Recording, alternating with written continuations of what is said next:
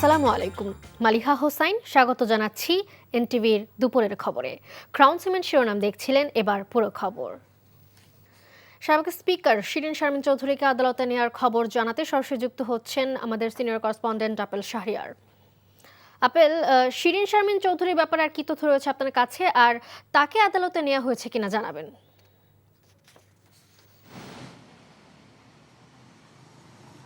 সাবেক স্পিকার শিরিন শারমিন চৌধুরীকে আদালতে পাঠানো হয়েছে।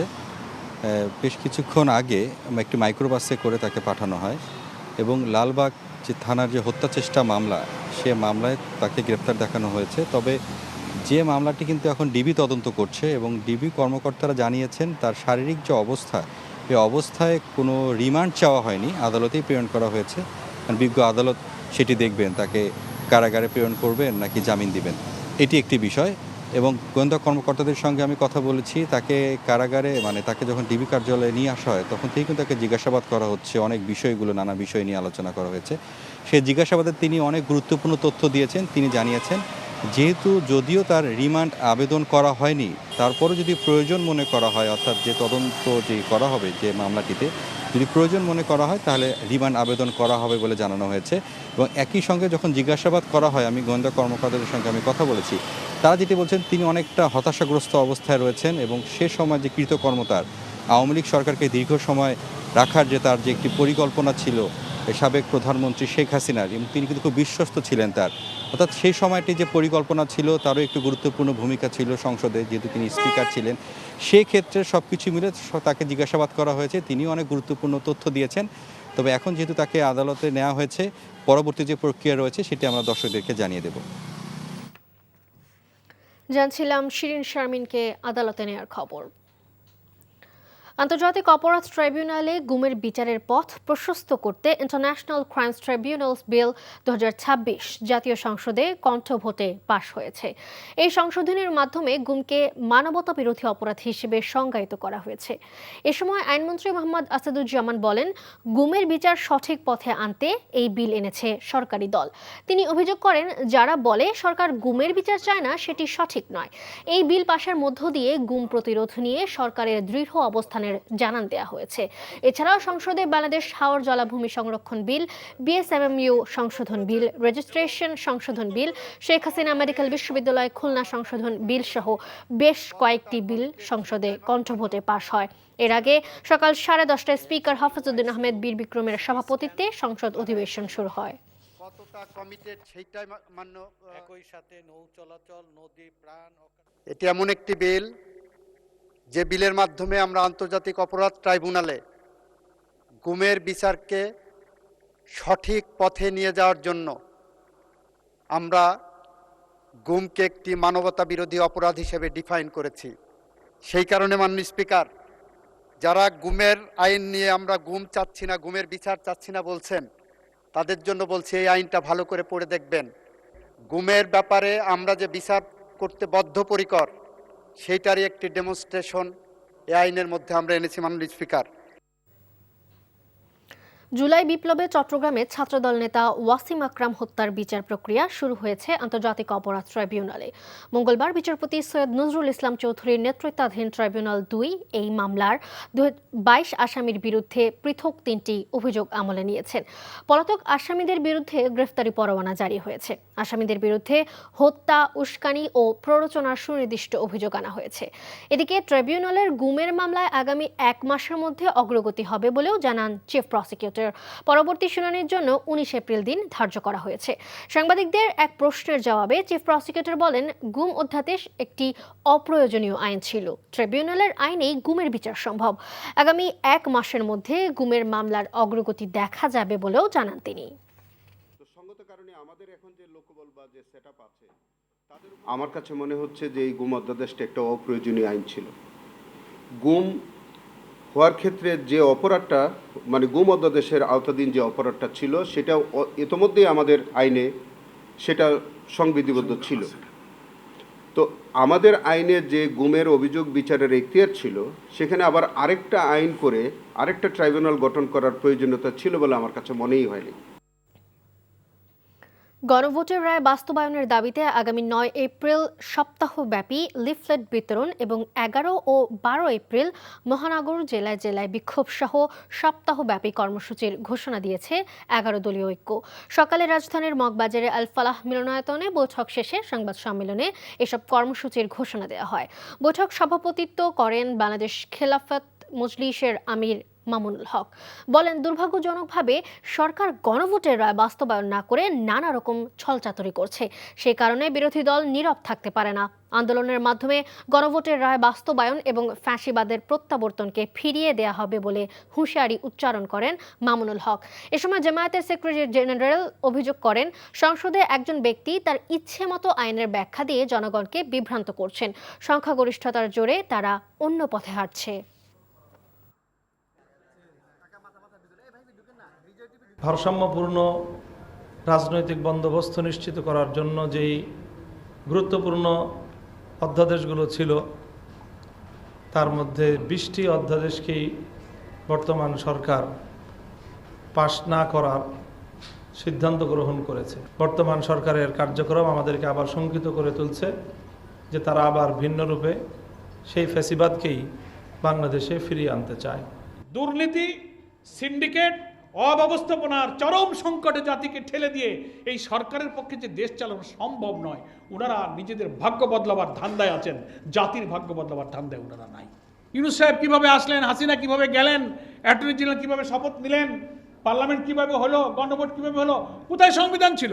এর জবাব ওনারা দেন না। ওনারা ওই বলে যে যেটুক ওনাদের ভালো লাগে সেটুক সংবিধান, যেটা ওনাদের বিপদ সেটাকে আর উনি মানেন না। পেট্রোল পাম্পের সামনে গাড়ির লম্বা লাইন কমছেই না। অতিরিক্ত চাহিদায় ভোগান্তি বাড়ছে বলে দাবি পাম্প মালিকদের। তবে বিদ্যুৎ ও জ্বালানি মন্ত্রী ইকবাল হাসান মাহমুদ সংসদে জানিয়েছেন, এখনই জ্বালানি তেলের দাম বাড়ছে না, প্রয়োজন হলে মে মাসে দাম সমন্বয় করা হবে। ইফতেখার রেজার রিপোর্ট। অন্য সময় দৈনিক যা তেল আসে তার চেয়ে প্রায় দ্বিগুণ তেল এসেছে রাজধানীর এই পেট্রোল পাম্পে, যার পরিমাণ 30,000 লিটার। তারপরেও লাইনে দাঁড়িয়ে চালকদের কেটে যাচ্ছে ঘন্টার পর ঘন্টা। চাহিদার তুলনায় তেল মিলছে সামান্যই। আমি ভোর 4টা বাজে আসছি, ওই শাহবাগের ওই মোড়ে একবারে, পরে আউটডোর থেকে শুরু করছি। 3.5 ঘন্টা ওয়েট করার পরে পাম্পে এসে তেল পেলাম 600 টাকা 5 লিটার। 1 লিটার তেলে যদি 4.5 কিলো যায়, 2400 টাকায় তেলে আমি কয় কিলো যাব? 2 দিন পর আবার সিরিয়াল দেওয়া লাগবে। বাড়তি চাহিদা সমন্বয় করতে রেশনিং পদ্ধতিতে তেল দিচ্ছেন পাম্প মালিকরা। তাদের মতে সংকটের জন্য অতিরিক্ত চাহিদাই দায়ী। সবার তেল দিতে হলে পর্যাপ্ত পরিমাণে আমি দিতে পারবো না, কারণ আমারও তো তেলটা সীমিত আসে। গ্রাহকদের এই যে তেল নেওয়ার প্রবণতা, এটা একদম দ্বিগুণ হয়ে গেছে। আগে যেটা ছিল এখন প্রায় দ্বিগুণ তেল লাগে। এই পুরো সংকটটাই আমাদের দেশের গ্রাহকরা প্যানিক হয়ে তৈরি করেছে। এই প্যানিক থেকে বের হতে না পারলে এই সংকট কাটবে না। এদিকে সংসদে বিদ্যুৎ ও জ্বালানি মন্ত্রী জানিয়েছেন, দেশে জ্বালানি তেলের পর্যাপ্ত মজুদ রয়েছে। সরকার সম্ভাব্য সকল উৎস অন্বেষণ করে দেশে সব ধরনের তেলের স্বাভাবিক সরবরাহ অব্যাহত রেখেছে। শুধু তাই নয়, বর্তমানে আমাদের জ্বালানি তেলের পর্যাপ্ত মজুদ রয়েছে। বিশ্বব্যাপী জ্বালানি তেলের মূল্য অস্বাভাবিক হারে বৃদ্ধি পেলেও দেশের শিল্প উৎপাদন, কৃষি কার্যক্রম ও সাধারণ মানুষের জীবনযাত্রার কথা বিবেচনায় রেখে সরকার এপ্রিল মাসে জ্বালানি তেলের মূল্য অপরিবর্তিত রেখেছে। জ্বালানি মন্ত্রী সংসদকে আরও জানান, সংকট বাড়লে প্রয়োজনীয় ব্যবস্থা নেবে সরকার এবং 1,38,000 মেট্রিক টন 30 এপ্রিলের মধ্যে আসবে। Iftekhar Reza, NTV news, Dhaka. হামজনিত রোগে মৃত্যু কমে এসেছে জানিয়ে স্বাস্থ্যমন্ত্রী সরদার সাখাওয়াত হোসেন বলেছেন, যে সকল মৃত্যুর তথ্য আসছে তার সবগুলোই হামজনিত নয়। তিনি বলেন, 2020 সালের পর টিকা কার্যক্রম সঠিকভাবে পরিচালিত না হওয়ায় মহামারীতে পরিণত হয়েছিল রোগটি। রাজধানী ঢাকায় বিশ্ব স্বাস্থ্য দিবসের আলোচনায় তিনি এসব কথা বলেন। নাজিবুর রহমানের রিপোর্ট। গেল কয়েক সপ্তাহে সারা দেশে পাল্লা দিয়ে বেড়েছে হামের সংক্রমণ। মৃত্যু হয়েছে অনেক শিশুর। রাজধানীর ঢাকা সহ দেশের বিভিন্ন হাসপাতালে অনেক ক্ষেত্রে পরিস্থিতি সামাল দিতে হিমশিম খেতে হয়েছে কর্তৃপক্ষের। এর মধ্যে স্বাস্থ্যমন্ত্রী জানান, বিগত দিনে টিকা কার্যক্রম পরিচালনার ঘাটতিতে হাম মহামারী আকারে ছড়িয়ে পড়ে। মঙ্গলবার রাজধানীর আবু সাইদ কনভেনশন হলে সাংবাদিকদের প্রশ্নের জবাবে একই কথার পুনরাবৃত্তি করেন তিনি। বলেন, চলতি সপ্তাহে জরুরি টিকা কার্যক্রম শুরু করায় পরিস্থিতির উন্নতি হতে শুরু করেছে। যা মৃত্যু শুনেন সব কিন্তু মিজেলসের মৃত্যু না। নির্ভেজালভাবে কোনো রকম বিরতি না দিয়ে আমরা প্রতিদিন জনগণের পাশে থেকে টিকা কার্যক্রম চালিয়ে যাব, যাতে করে এই ধরনের যেগুলি রিপিট হয়েছে প্যান্ডেমিকগুলি যাতে আমাদেরকে কাবু না করতে পারে। I hope we can arrest them fully. এর আগে বিশ্ব স্বাস্থ্য দিবসের কর্মসূচিতে প্রধান অতিথির বক্তব্যে স্বাস্থ্যমন্ত্রী তুলে ধরেন স্বাস্থ্য খাতের নানা অনিয়মের কথা। প্রশাসনের প্রত্যক্ষ মদদে অনেক ওষুধ কোম্পানিকে সুবিধা দেয়া হয়েছে বলে মন্তব্য করেন তিনি। ফার্মাসিউটিক্যাল প্রোডাকশন অনেক কোম্পানি আমাদের, আমি খুব কষ্টের সাথে আপনাদেরকে বলতেছি, আমি নামও বলবো না, ভালো ভালো মেডিসিন প্রডিউসার কোম্পানি কিছু দেশের একেবারে টপ গ্রেডেড না, second grade or might be third grade. Testing report দেখেছি যা ইনগ্রিডিয়েন্টস থাকার কথা তার চেয়ে 70% কম, বাট আমাদের প্রশাসন ওষুধ দেদারসে অ্যালাউ করতেছে বিক্রি করার জন্য। এই স্বাস্থ্য সেবার সাথে সম্পৃক্ত সকল মানুষ সততার সাথে, এথিক্সের সাথে যদি এক সরল রেখায় একটা হরাইজন্টাল লাইনে যদি আমরা না দাঁড়াই, প্রতিশ্রুতি নিয়ে এই খাতের কোনো উন্নতি হবে না। শিগগিরই সারা দেশে হামের টিকার কার্যক্রম শুরু করার কথাও জানিয়েছেন স্বাস্থ্যমন্ত্রী সর্দার সাখাওয়াত হোসেন। Najibur Rahman, NTV news, Dhaka. আশুলিয়ায় বন্ধ কারখানা খুলে দেওয়ার দাবিতে বাইপালে মহাসড়ক অবরোধ করেছে তৈরি পোশাক কারখানার শ্রমিকরা। দুপুরে আশুলিয়ার বাইপাল এলাকায় ইউজেনিটেক্স বিডি লিমিটেড নামের কারখানার শ্রমিকরা এই কর্মসূচি পালন করে। ঘণ্টাব্যাপী অবরোধে আটকে পড়ে দুর্ভোগে পড়েন সড়ক ব্যবহারকারীরা। পরে পুলিশ শ্রমিকদের বুঝিয়ে সড়ক থেকে সরিয়ে দেন। শ্রমিকদের অভিযোগ, ঈদ উল ফিতরের বোনাস পরিশোধ না করে ছুটি ঘোষণা করে কর্তৃপক্ষ এবং ঈদের পরে বেতন বোনাস না দিয়ে কারখানা অনির্দিষ্টকালের জন্য বন্ধ করা হয়েছে। সড়ক অবরোধ শেষে মানববন্ধন করে দ্রুততম সময়ের মধ্যে কারখানা খুলে দেওয়ার দাবি জানান শ্রমিকরা। শিক্ষামন্ত্রী এহসানুল হক মিলন বলেছেন, আগামী শিক্ষাবর্ষ থেকে সব শিক্ষা বোর্ডে একক প্রশ্নে এসএসসি পরীক্ষা নেয়ার কথা ভাবছে সরকার। বরিশাল মাধ্যমিক ও উচ্চ শিক্ষা বোর্ড ও বরিশাল অঞ্চলের আওতাধীন কেন্দ্র সচিবদের সাথে মতবিনিময় সভায় তিনি এই কথা বলেন। বর্তমান সরকার প্রধান শিক্ষাকে সবচেয়ে গুরুত্ব দিচ্ছে দাবি করে শিক্ষামন্ত্রী বলেন, শিক্ষার মানোন্নয়ন করতে পারলেই সব সমস্যার সমাধান করা সম্ভব। বলেন, আগের সরকার শিক্ষায় 1.8% বরাদ্দ দিলেও আসন্ন বাজেটে তা বাড়িয়ে 5% করার পরিকল্পনা করছে বর্তমান সরকার।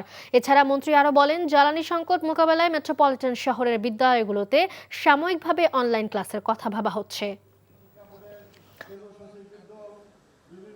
অনলাইন অফলাইন, একদিন অনলাইন একদিন অফলাইন করে আমাদের ভবিষ্যৎ শিক্ষার্থীদেরকে ডিজিটাল এডুকেশনের সাথে পরিচিতি করতে পারেন, সেটাও আপনারা ভেবে দেখতে পারেন। ক্রমান্বয়ে জিডিপি 5% বাড়িয়ে দেওয়া হবে। শিক্ষা মন্ত্রণালয়ে যেই কমিটমেন্ট বিগত কোনো সরকারই করতে পারেনি। এই ছিল দুপুরের খবরে। এই খবরের ভিডিও সহ আপডেট জানতে ভিজিট করুন এনটিভি অনলাইন www.ntvbd.com। এছাড়াও এনটিভির জনপ্রিয় সব অনুষ্ঠান ও খবরের আপডেট জানতে ভিজিট করুন আমাদের ইউটিউব ও ভেরিফাইড ফেসবুক পেজ। 5টায় দেশের খবর দেখার আমন্ত্রণ রইল। ধন্যবাদ সবাইকে।